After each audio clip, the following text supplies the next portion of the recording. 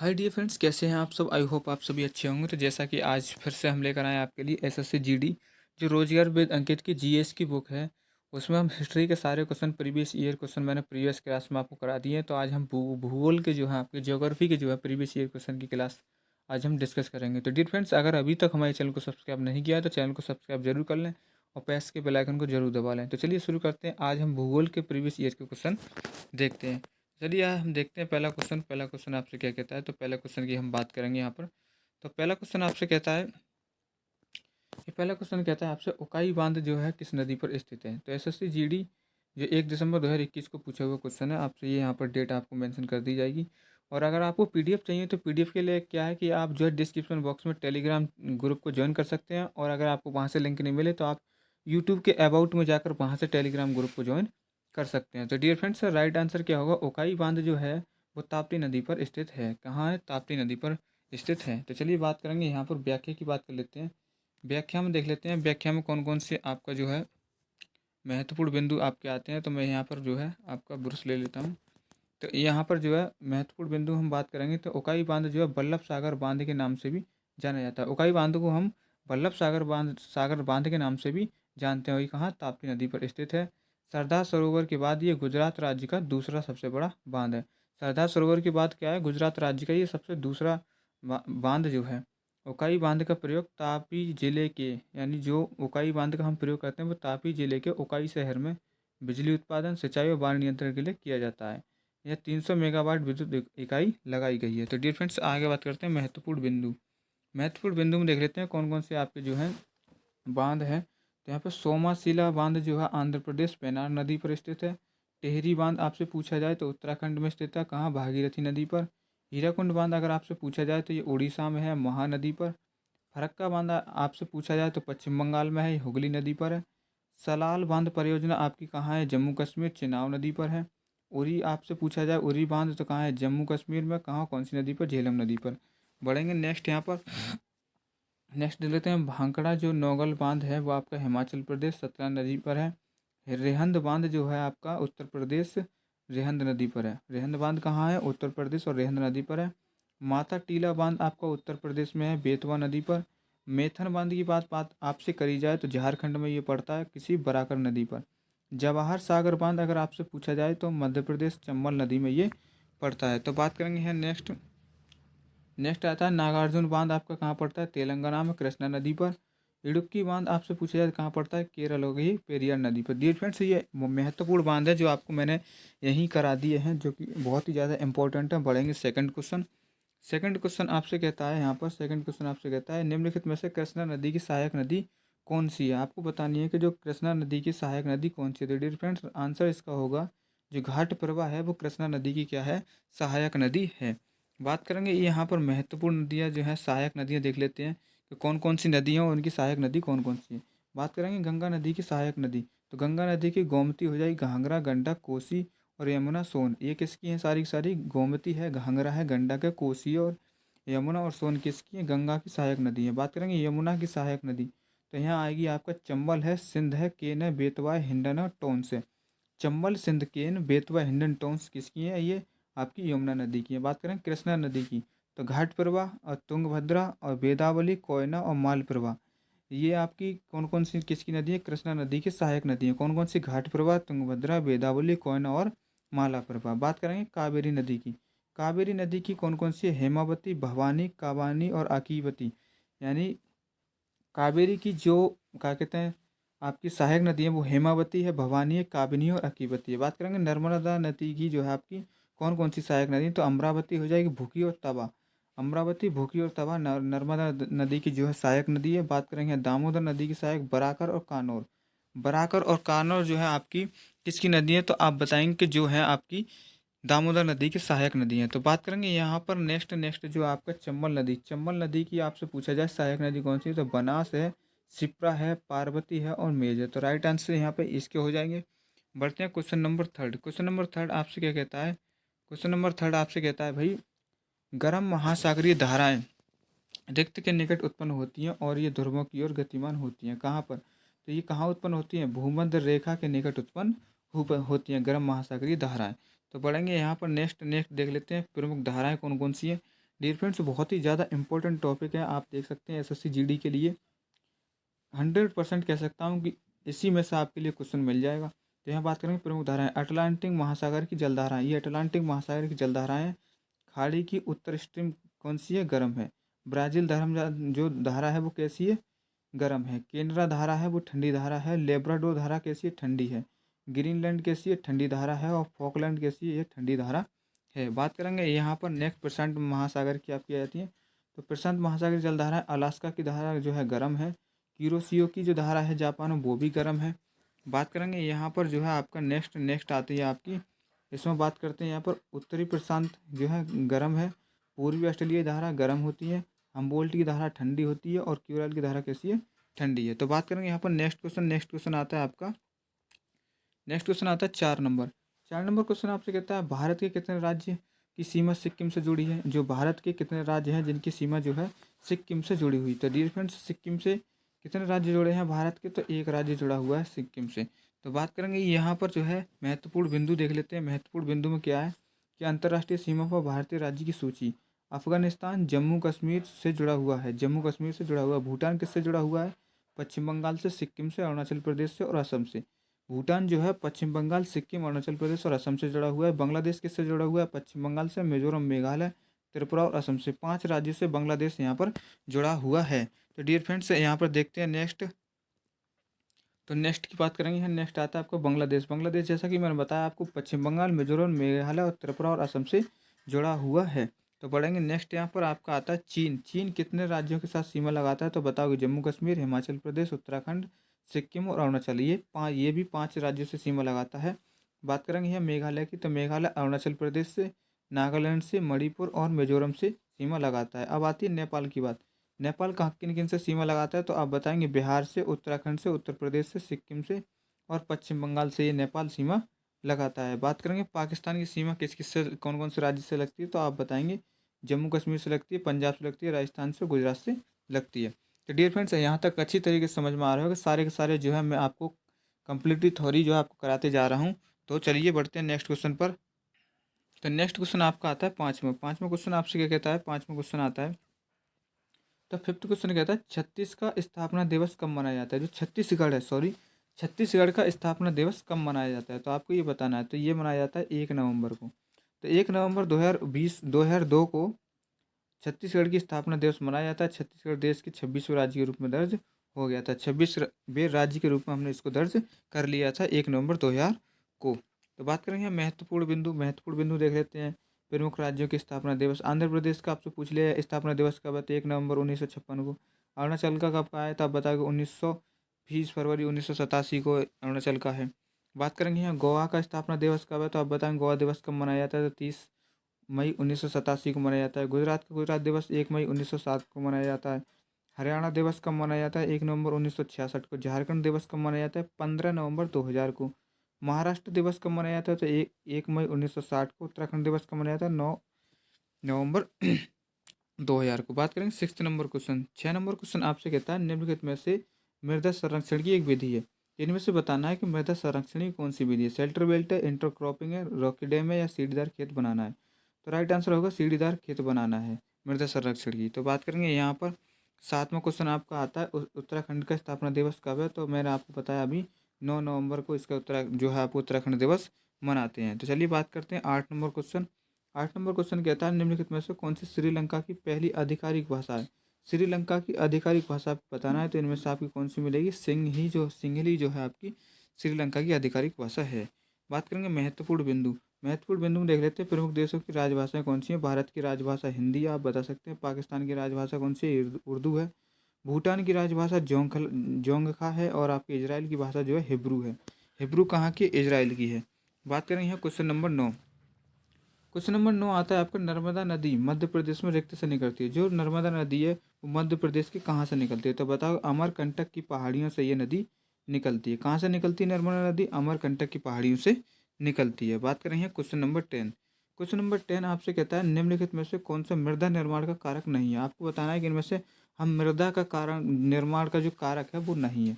तो आप बताओ कि कार्बनिक सामग्री की भूमिका है, कार्बनिक सामग्री की भूमिका है, सॉरी, जलवायु कारक है या जनक सेल की प्रकृति है। तो बात करेंगे डिफरेंस अकार्बनिक जो है अकार्बनिक सामग्री की भूमिका, इसका राइट आंसर हो जाएगा। बात करेंगे यहाँ पर 11 नंबर क्वेश्चन आपसे कहता है लेब्राडोर सागर और भूमध्य सागर किस महासागर सागर का हिस्सा है। जो लेब्राडोर सागर है और भूमध्य सागर है वो किस महासागर का है, तो आप बताएंगे अटलांटिक महासागर का हिस्सा ये है। तो चलिए बात करेंगे यहाँ पर 12वां क्वेश्चन आपका आता है। 12 में कहता है प्यूटोरिको खाई जो है निम्नलिखित में से किस महासागर में स्थित है। जो प्यूटोरिको खाई है वो कहाँ स्थित है, तो राइट आंसर क्या होगा, ये अटलांटिक महासागर में स्थित है। बात करेंगे यहाँ क्वेश्चन नंबर, महत्वपूर्ण बिंदु देख लेते हैं यहाँ पर कौन कौन से आपके जो हैं। तो मैरियाना ट्रेंच धरती की सबसे गहरी जगह है, वहाँ समुद्र 10,898 मीटर से 10,900 मीटर तक गहरा है। ये मैरियाना ट्रेंच फिलीपींस के पूर्व में स्थित है। तो चलिए बात करेंगे यहाँ पर 13 नंबर क्वेश्चन आपसे आता है मिट्टी की सबसे निचली परत को क्या कहते हैं। आपको बताना है जो मिट्टी की जो है आपका सबसे निचली परत को क्या कहेंगे, तो उसको हम कहेंगे तल सेल यानी बेड रॉक, इसको हम कहेंगे। तो बात करेंगे यहाँ पर 14 नंबर क्वेश्चन आपका आता है हिंद महासागर में कौन सा समुद्री बंदरगाह स्थित है। तो आपको बताना है कि जो हिंद महासागर है उसमें कौन सा समुद्री बंदरगाह जो है स्थित है। तो बचाएंगे जो कोच्चि का पोर्ट केरल है, जो कोच्चि पोर्ट है वो कहाँ है, केरल में स्थित है। बात करेंगे 15 नंबर क्वेश्चन की बात करेंगे तमिलनाडु, आंध्र प्रदेश और केरल में पाए जाने वाली किस प्रकार की मिट्टी काजू जैसी फसलों के लिए सबसे उपयुक्त है। तो डियर फ्रेंड्स, कौन सी मिट्टी है जो तमिलनाडु, आंध्र प्रदेश और केरल में पाई जाती है, जिसमें हम काजू जैसी फसलों को करने के लिए बहुत ही ज़्यादा इंपॉर्टेंट होती है। तो बात करेंगे लाल लेटराइट मिट्टी जो है यहाँ पर पाई जाती है। बात करेंगे 16 नंबर क्वेश्चन आपसे कहता है निम्नलिखित में से कौन सा ऊर्जा का एक पारंपरिक स्रोत है। तो ऊर्जा का पारंपरिक स्रोत बताना है तो आप जानते होंगे कोयला इसका पारंपरिक स्रोत हो जाएगा ऊर्जा का। बात करेंगे 17 नंबर क्वेश्चन कहता है नहर की एक जलग्रीवा चैनल जहां पानी को बलपूर्वक उत्थान द्वारा भूमि की ढलान की ओर विपरीत दिशा में प्रवाहित किया जाता है, उसको हम क्या कहते हैं, उत्थापन प्रणाली, उसको हम कहते हैं क्या कहते हैं, उत्थापन प्रणाली उसके लिए कहते हैं। बात करेंगे यहाँ पर 18 नंबर क्वेश्चन आपका आता है। 18 नंबर क्वेश्चन है किस श्रेणी को ऊपरी एशिया के रीढ़ के रूप में जाना जाता है। कौन सी श्रेणी है जिसको हम ऊपरी एशिया के रीढ़ कहते हैं, तो किसको कहते हैं, काराकोरम श्रेणी को हम ये बोलते हैं, काराकोरम को इसीलिए बोलते हैं। यहाँ पर महत्वपूर्ण बिंदु में देख लेते हैं कुछ श्रेणी है। तो यहाँ पर लद्दाख श्रेणी आपकी कहाँ पड़ती है, जम्मू कश्मीर में। जास्कर श्रेणी आपकी कहाँ पड़ेगी, जम्मू कश्मीर में। पीर पंजाल श्रेणी कहाँ पड़ेगी, जम्मू कश्मीर में। कामेत जो है आपकी पर्वत श्रेणी कहाँ है, उत्तराखंड में। धौलागिरी कहाँ, हिमाचल में है। गुरु शिखर कहाँ है, राजस्थान में। गुरु शिखर कहाँ है, राजस्थान में। बात करेंगे यहाँ नागा पहाड़ी कहाँ है, तो आप बताओगे नागालैंड में है। अरावली श्रेणी कहाँ है, गुजरात में है। माउंट आबू कहाँ है, ये आपकी राजस्थान में पड़ती है। सतपुड़ा की जो पहाड़ियाँ हैं वो मध्य प्रदेश में पड़ती है। और अजंता श्रेणी कहाँ, महाराष्ट्र में पड़ती है। डियर फ्रेंड्स, बहुत ही ज़्यादा इंपॉर्टेंट मैंने आपके लिए सारी की सारी पहाड़ी इसमें करा दी है, श्रेणी आपको बता दी है। जरूर याद कर लें, एक क्वेश्चन जरूर मिल जाएगा यहाँ से। तो बात करेंगे यहाँ पर 19 नंबर क्वेश्चन आपसे क्या कहता है। तो 19 नंबर क्वेश्चन आपसे कहता है भारत में हरित क्रांति के दौरान खेती के आधुनिक तरीकों को आजमाने वाला पहला राज्य निम्नलिखित में से कौन सा था। तो बताएंगे पंजाब। पंजाब पहला राज्य था जिसने हरित क्रांति के दौरान खेती के आधुनिक तरीकों को अपनाया था। चलिए बात करेंगे यहाँ पर जो है क्रांति, महत्वपूर्ण क्रांति इसमें आ जाती है। महत्वपूर्ण क्रांति कौन कौन सी है, तो महत्वपूर्ण क्रांति की बात करेंगे तो श्वेत क्रांति जो है किससे संबंधित है, तो आप बताओगे दूध से। वर्गीस कुरियन के द्वारा इसे शुरू किया गया था। तो आप श्वेत का मतलब होता है सफ़ेद, और सफ़ेद क्या होता है, दूध। तो इस तरीके से आप लगा सकते हो, श्वेत का मतलब दूध। तो श्वेत क्रांति दूध से संबंधित है। नीली क्रांति की हम बात करेंगे तो मत्स्य पालन हो जाएगा। इसको किस तरीके से याद करेंगे, पानी कैसा होता है, थोड़ा थोड़ा नीला रंग का होता है। तो नीले रंग में क्या, मछली पलती है। तो इस तरीके से हम क्या बताएंगे कि नीली क्रांति किससे है, मत्स्य पालन से। पीली क्रांति की हम जब बात करेंगे तो वो है तिलहन उत्पादन। तो हम आपको बता दें कि जो हमारा सरसों होता है उसका फूल कैसा आता है, पीला पीला फूल आता है। तो उससे रिलेट कर देंगे पीली क्रांति किससे, तिलहन उत्पादन से हो जाएगा आपका। तो बात करेंगे यहाँ पर जो है लाल क्रांति। लाल क्रांति की बात करेंगे तो ये मांस और टमाटर उत्पादन से। तो आप जानते हैं कि लाल जो होता है क्या होता है, टमाटर।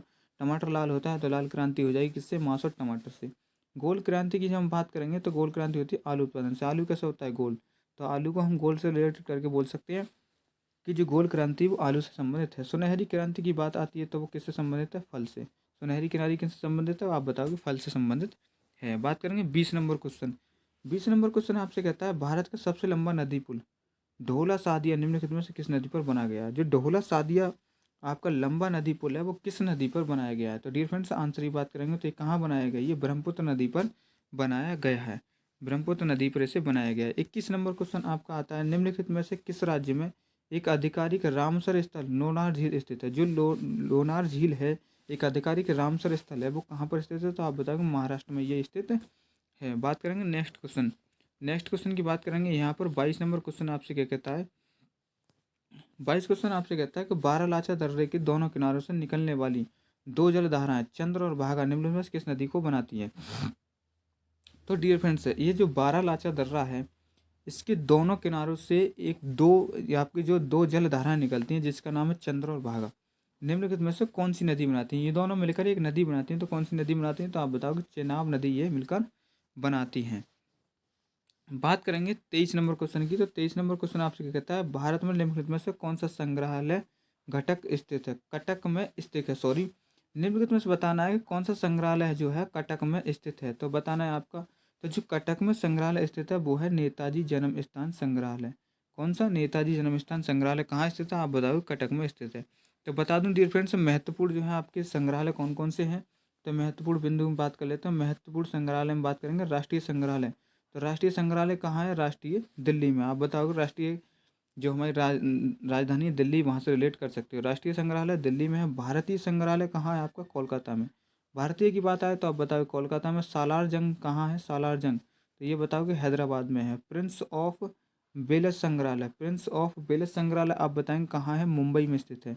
सरकारी संग्रहालय हम बात करेंगे तो कहाँ है? चेन्नई में स्थित है। नेपियर संग्रहालय कहाँ पर स्थित है? आप बताओगे तिरुवनंतपुरम में ये स्थित है। बात करेंगे यहाँ पर नेक्स्ट क्वेश्चन की। नेक्स्ट 24 नंबर क्वेश्चन आपसे क्या कहता है, भारतीय वन्यजीव संरक्षण अधिनियम किस वर्ष लागू किया गया था? तो जो भारतीय वन्यजीव संरक्षण अधिनियम है वो किस वर्ष जो है हमारे देश में लागू किया गया था? तो हम बताएंगे 1972 में इसे लागू किया गया था। बात करेंगे यहाँ 25 नंबर क्वेश्चन। 25 नंबर क्वेश्चन आपसे कहता है, प्रबद मंजीरा मंदेर नदियाँ नदी की दाहिनी सहायक नदियाँ हैं। जो प्रबद मंजीरा और मनेर नदियाँ हैं वो किस नदी की सहायक नदी हैं? तो डियर फ्रेंड्स, क्या गोदावरी की हैं, क्या कृष्णा की हैं, क्या नर्मदा की हैं, कावेरी की हैं? तो राइट आंसर होगा गोदावरी की। प्रबद मंजीरा और मनेर जो है आपकी दाहिनी सहायक नदियाँ हैं। दाहिनी सहायक नदियाँ होती हैं और एक बाहिनी सहायक नदियाँ होती हैं। दो तरह की सहायक नदियाँ होती हैं। तो डियर फ्रेंड्स, बात करेंगे यहाँ पर 26 number question, statue of unity कहाँ स्थित है? तो डियर फ्रेंड्स, आपको सबको पता है कहाँ स्थित है, केवड़िया। केवड़िया में ये स्थित है स्टैच्यू ऑफ यूनिटी। कब पूछा गया? एसएससी जीडी 3 दिसंबर 2021 को ये क्वेश्चन पूछा गया है। 27 नंबर क्वेश्चन आपका आता है। 27 नंबर में आपसे कहता है, समुद्री निकायों और समुद्र में रिक्त पानी होता है। समुद्र निकाय जो होते हैं और समुद्र में कैसा पानी होता है? तो आप बताओगे खारा पानी होता है। समुद्र में कैसा पानी होता है? खारा पानी होता है। 28 नंबर क्वेश्चन आपका आता है कि रिक्त और ताप्ती नदियाँ एक दूसरे के लगभग समांतर बहती हैं लेकिन विपरीत दिशा में खुद को खाली कर लेती हैं। एक कौन सी नदी है जो दोनों एक साथ जो है समांतर में बहती हैं और विपरीत दिशाओं में खुद को जो है खाली कर देती हैं? तो कौन सी नदी? नर्मदा और ताप्ती। तो राइट आंसर क्या हो जाएगा? ए ऑप्शन इज राइट हो जाएगा। बात करेंगे 29 नंबर क्वेश्चन। 29 नंबर क्वेश्चन कहता है, हमारे सौरमंडल के बाहर निम्नलिखित में से ऐसा कौन सा ग्रह है जो आमतौर पर हमारी आकाशगंगा में किसी अन्य तारे की परिक्रमा करता है? हमारे सौरमंडल के बाहर निम्नलिखित में से ऐसा कौन सा ग्रह है जो आमतौर पर हमारी आकाशगंगा में से किसी अन्य तारे की परिक्रमा करता है? तो कौन सा है? तो आप बताएंगे जो है एक्सो प्लेनेट जो है आपका ग्रह ऐसा है। तो राइट आंसर क्या हो जाएगा? एक्सो। अब यहाँ पर आता है आपका महत्वपूर्ण बिंदु। महत्वपूर्ण बात करेंगे यहाँ पर, सूर्य के चारों ओर चक्कर लगाने वाले विभिन्न ग्रहों को धूमकेतुओं, उल्काओं और अनाकाशीय पिंडों के समूह को सौरमंडल कहते हैं। सौरमंडल में 8 ग्रह हैं जिसमें बुध आपका आता है, शुक्र आपका आता है, पृथ्वी आपका आता है, मंगल आ जाता है, बृहस्पति आ जाता है, शनि आ जाता है, अरुण और वरुण आ जाता है। शुक्र सौरमंडल का सबसे गर्म ग्रह है। आपसे पूछ लिया जाए सौरमंडल का सबसे बड़ा ग्रह कौन सा है? तो आप बताएंगे गर्म ग्रह कौन सा है? तो आप बताएंगे शुक्र। बुध, शुक्र, शनि, बृहस्पति और मंगल खुली आंखों से देखे जा सकते हैं। बुध को, शुक्र को, शनि को, बृहस्पति और मंगल को हम खुली आंखों से देख सकते हैं। तो बढ़ेंगे यहाँ पर क्वेश्चन नंबर 30। क्वेश्चन नंबर 30 आपका आता है, इसमें आपसे कहता है निम्नलिखित में से कौन सी नदी जास्कर और लद्दाख पर्वतमाला के बीच बहती है? आपको बताना है कि जो जास्कर पर्वतमाला है और आपकी जो लद्दाख पर्वतमाला के बीच से कौन सी जो है नदी है बहती है? तो आप बताएंगे कौन सी? सिंधु नदी यहाँ से हमारी बहती है। तो बात करेंगे यहाँ 31 नंबर क्वेश्चन आपका आता है, इसमें आपसे कहता है हिमालय पर्वत की सुदूर उत्तरी पर्वतमाला को किस नाम से जाना जाता है? तो डियर फ्रेंड्स, जो हमारा हिमालय पर्वत की सुदूर उत्तर पर्वतमाला को हम किस नाम से जानते हैं? तो उसे हम जानते हैं बाह्य हिमालय के नाम से उसको हम जानते हैं।